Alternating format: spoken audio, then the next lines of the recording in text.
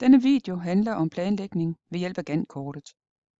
Vi vil planlægge med overlap, og ideen er at få fremstillet vores emner så hurtigt som muligt. Vi ser her et tomt Gantt-kort, og det vi skal planlægge og tegne ind, det er 2 emner. Første operation er at dreje, det tager 1 time. Anden er at bore, det tager 4 timer. Tredje er at fræse, og det tager 2 timer. Tiden er oplyst per emne. Så når vi tegner tegner de 2 emner ind i første operation, drejeoperationen, så tegner vi 2 timer op.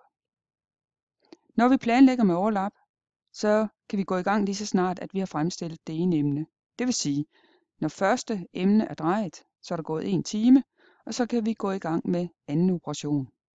Det tegner vi ind. Vi bruger i alt 8 timer på at bore 2 emner, så vi er færdige i time 9. Tredje operation, den kan vi gå i gang med, når vi har boret det første emne. Så er vi hen ved time 5, og det tager 2 timer.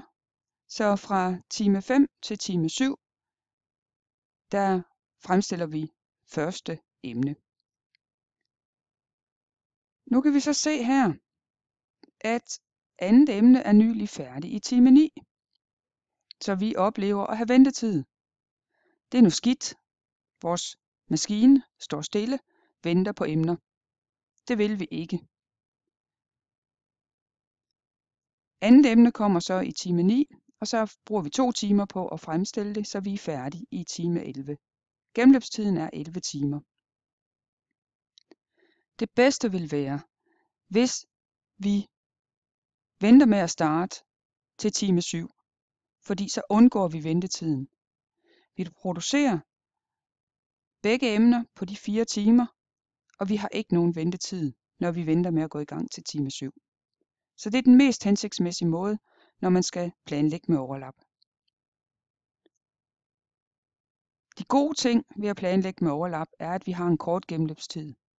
Derved får vi emnerne hurtigt ud til kunden. Kunden får hurtigt betalt emnerne. Vi får penge tilbage i kassen, som vi kan arbejde med. Og vi opnår fleksibilitet, fordi vores mennesker, vores medarbejdere og vores maskiner er ledige til andet arbejde. Så samlet set er det et plus at arbejde med overlap, eller planlægge med overlap. Det var kort omkring Gantt-kortet og planlægning med overlap.